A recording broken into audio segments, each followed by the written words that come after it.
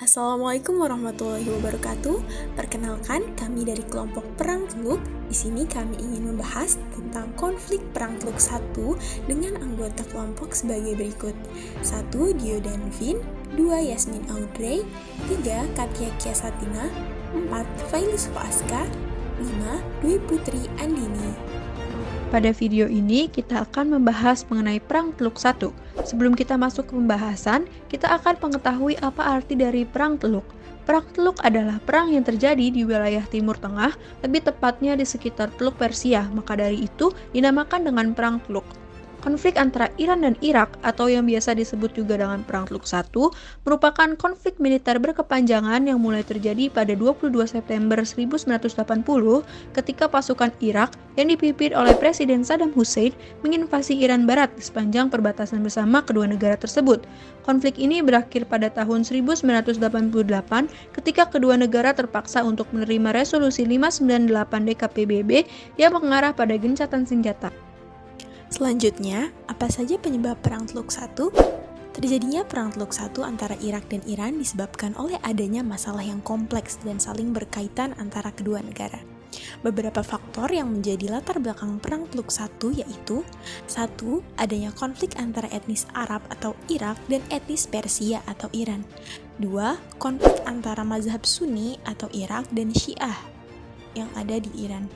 Yang ketiga, pengaruh konflik sejarah kedinastian besar Islam antara dinasti Umayyah dan Abbasiyah. Yang keempat, Presiden Irak pada saat itu, Saddam Hussein, menentang revolusi Islam di Iran karena dianggap dapat menyebabkan instabilitas ekonomi dan politik di Irak.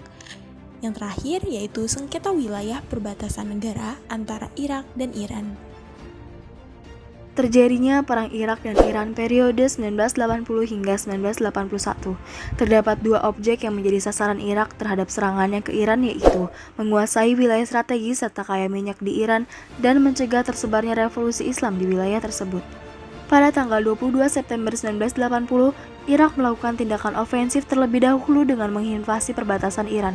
Angkatan udara Irak berhasil menyerang target-target penting di perbatasan juga melumpuhkan angkatan udara Iran. Kemudian Irak berhasil menguasai kota Khorramshahr, di mana kota ini merupakan kota industri penting Iran. Tak hanya itu, Irak juga berhasil menguasai dua kota lain sekaligus yang berdekatan dengan Shatt al-Arab, Abadan dan Ahvaz. Namun Irak kesulitan menembus perbatasan Iran lebih jauh karena medan yang berupa pegunungan tinggi. Keunggulan pasukan Irak disebabkan karena penggunaan alutsista yang lebih canggih hasil dari pembelian dari negara-negara blok timur yang secara masif dilakukan pemerintah Irak sepanjang 1970-an. Selain itu, dalam beberapa operasi militer, pasukan Irak mampu menandingi jumlah pasukan Iran mengingat banyaknya di antara operasi tersebut terjadi secara tak terduga, sehingga militer Iran terutama di wilayah perbatasan tak siap menghadapinya. Serangan balik pertama Iran dalam usaha memukul mundur Irak terjadi pada Januari 1981 setelah 4 bulan mengalami pengepungan dan invasi dari darat dan udara, dengan terlebih dahulu membebaskan Abadan dan Ahvaz. Pasukan Iran bergerak maju ke wilayah Dezful guna menguasai Shatt al-Arab. Tujuan utama mereka yaitu masuk ke perbatasan Irak yang kala itu tak dikawal dengan baik. Namun Irak berhasil merespon dengan mengerahkan divisi lapis baja mereka. Pertempuran ini tercatat sebagai salah satu pertempuran lapis baja terbesar di dunia. Tetapi Iran tak mampu menembus wilayah Shatt al-Arab karena medan yang berawa-rawa menyebabkan manuver sulit untuk dilakukan. Memasuki tahun 1982 hingga 1984 merupakan titik balik bagi kemunduran tentara Irak dan di sisi lain menjadi kemenangan bagi tentara Iran. Pada bulan Maret 1982, Iran melancarkan operasi kemenangan tak dapat disangkal atau Operation Undeniable Victory. Dampaknya pasukan Iran berhasil memukul mundur pasukan Irak. Hingga akhirnya pada bulan Mei 1982, Iran berhasil merebut kembali wilayah Khorramshahr. Selanjutnya pada bulan Juni 1982, Iran berhasil mendapatkan kembali seluruh wilayahnya yang sebelumnya dikuasai oleh Irak. Lalu pada bulan Juli 1982, Iran melancarkan Operation Ramadan berupa serangan ke dekat kota Basra, Irak. Keberhasilan Irak memukul balik Iran dan menjadi negara penyerbu membawa kekhawatiran tersendiri bagi Amerika Serikat, yang akhirnya memutuskan untuk membantu Irak sejak tahun 1982.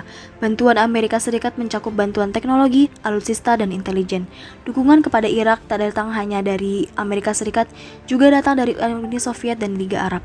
Namun ternyata Amerika Serikat diketahui juga membantu Iran dengan menjual persenjataan ke Iran secara diam-diam. Hal tersebut dilakukan untuk mencegah dominasi dari pihak pemenang di kawasan tersebut. Iran melakukan 3 penyerbuan besar yang disusul 2 penyerbuan lainnya yang sepanjang tahun 1983 yang mengerahkan ratusan ribu personil tentaranya. Iran sempat berhasil menembus garis pertahanan Irak, namun Irak berhasil memukul balik Iran dengan melakukan serangan udara mendadak secara besar-besaran. Periode tahun 1984 hingga 1988, awal tahun 1984, Irak baru mendapat bantuan pesawat tempur Super Étendard terbaru dari Prancis segera melakukan operasi militer di laut mulai dari Muara Shuttle Arab hingga pelabuhan Iran di Basra. Tujuan dari penyerangan Irak ini adalah untuk memblokade ekspor minyak Iran dan dapat mempengaruhi ekonomi Iran sehingga Iran mau berunding dengan Irak. Dalam perang yang terjadi selama kurang lebih 8 tahun dan banyak yang kehilangan anggota keluarga, ekonomi dan sumber daya pun habis, PBB pun masuk ke dalam konflik resolusi ini. Pada mulanya, Sekjen PBB mencari tahu mengenai konflik tersebut pada 16 Januari 1987. Pada 14 Mei 1987, PBB menemukan pelanggaran internasional, oleh karenanya PBB meminta kedua belah pihak bekerja sama demi keamanan secara damai.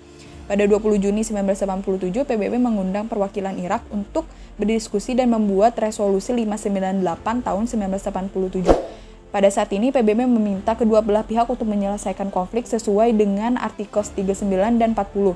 Pada 24 Desember 1987, PBB diberi mandat oleh Sekjen PBB untuk konsultasi dengan Irak dan Iran, dan masing-masing kedua belah pihak setuju dengan resolusi 598 tahun 1987 pada paragraf 10 untuk mempertimbangkan langkah lebih lanjut untuk resolusi ini. Pada Agustus 1988, Iran mengalami krisis ekonomi, makanya ia menyetujui gencatan senjata dan dilanjuti dengan hubungan diplomatik normal dan penandatanganan perdamaian dan penarikan pasukan pada 16 Agustus 1990. Demikian penjelasan dari kelompok kami, semoga dapat dipahami. Terima kasih.